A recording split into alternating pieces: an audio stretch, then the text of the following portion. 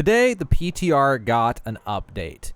And in that update, they changed more stuff, which was to be expected. You know, we were expecting additional changes. It's a longer PTR cycle. We're going to go 3 weeks before it launches, not one, you know, all that.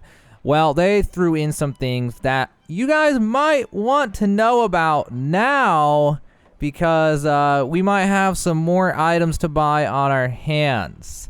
So first, though, before we get to that, even though I know everyone who watches my videos is always excited for that, let me skim through these notes and show you what got added that's different. So this is part 2 of the patch, and they've updated this.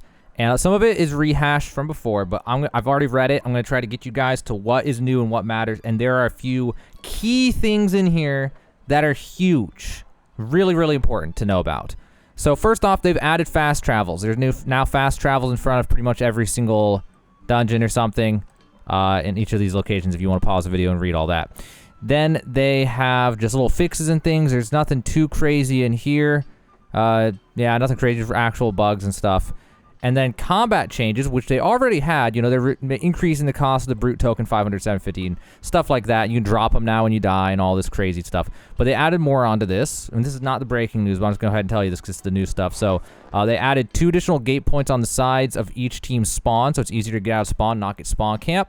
And then they also increased the cooldown on the Outpost Rush's Brute's Corrupted Ball. You know, that stupid thing where he throws the boulder at you. God, that ability is annoying. And they made it so he's much less likely to use the Corrupted Ball when players are inside the fort. So he doesn't do that thing where he's like playing soccer or something, trying to throw those balls in there and hit you guys. It's super obnoxious.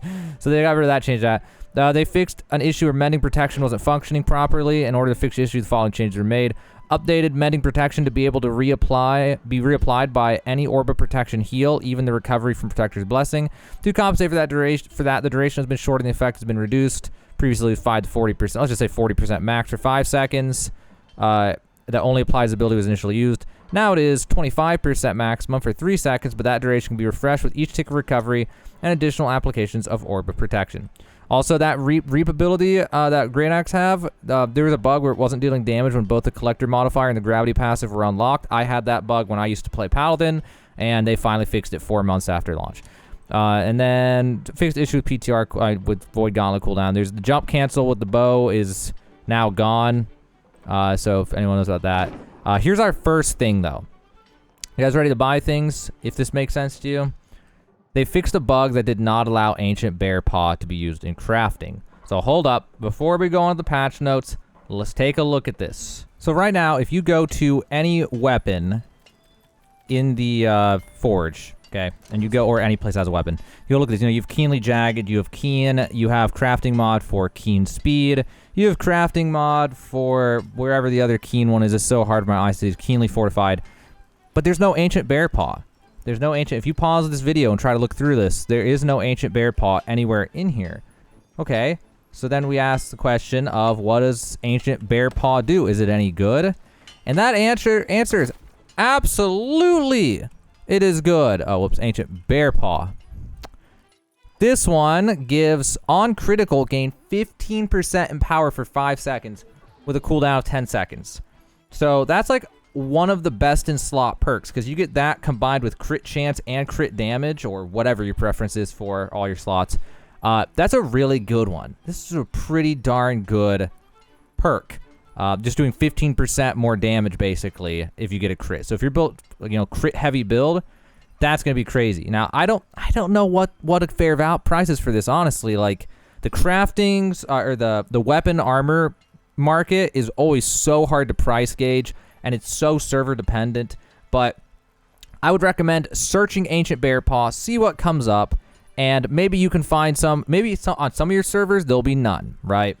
On some of your servers out there, some of you guys watching, you might go in here and see some that are 50 coins. You know, if they're like 50 coins, just what have you got to lose? You know what I mean? Now, in my case, I don't know if this is a good idea, but I'm just going to do this, okay? I'm just going to buy these because I'm just sitting on tons of money. I don't really care. I have tons of buy orders. I could easily raise up to 200K if I wanted to. So, you know, I'll buy them. I'll buy those. Maybe I should buy these too, but you know what? I'll buy these ones and we'll call it a day. And I'll put a buy order for, look at those buy orders. I'll put a buy order for 50 coins. I'll buy 50 of them. Why not? right? Why not? I don't know if this is a good idea or not, honestly. I don't know. But they're going to be usable now. They literally couldn't be used, and they were still costing us so much on my server. I have no idea, though, but I'm just going to go for it. So take a look at your server, see if there's some on there that are like 10 coins, 50 coins, and maybe take the risk. It's up to you, but that's something to definitely consider. But let's get back to the patch notes. So here's where they're readdressing something that I already touched on in the previous video, which is they're now going to make it so... Actually, never mind. No, this is, wait, let me just read this one. We addressed an issue where Gypsum casts were only providing +1 bonuses when opening above... Oh, this is new. Opening above gear score 585 for an item.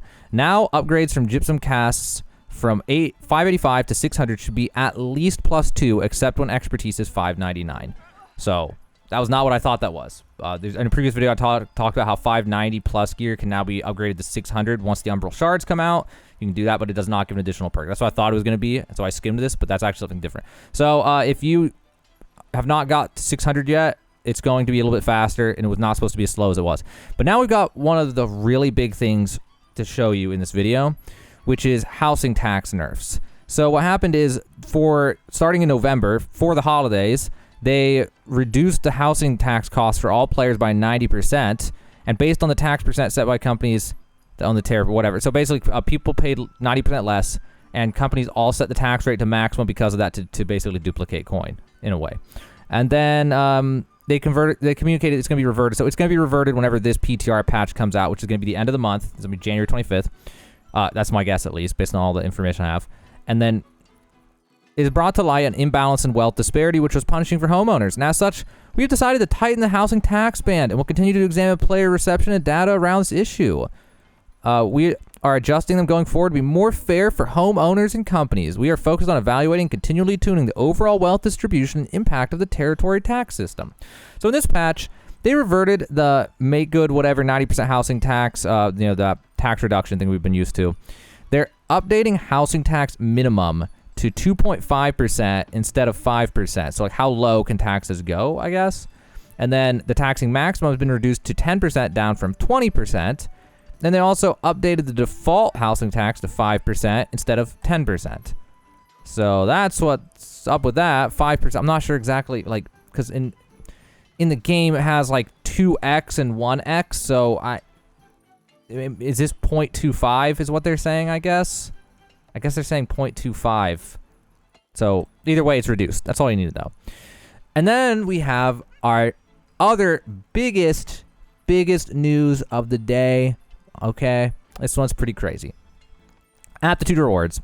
With the introduction of trade skill aptitude, we imbalanced the gain of Azoth vials, which made them too plentiful. And the excess of these items for some players was causing damage to the overall value of Azoth vials as a reward. Since these can be traded, we want to make sure they stay rare and special. We will continue to watch player sentiment and data here to see if further adjustments are needed.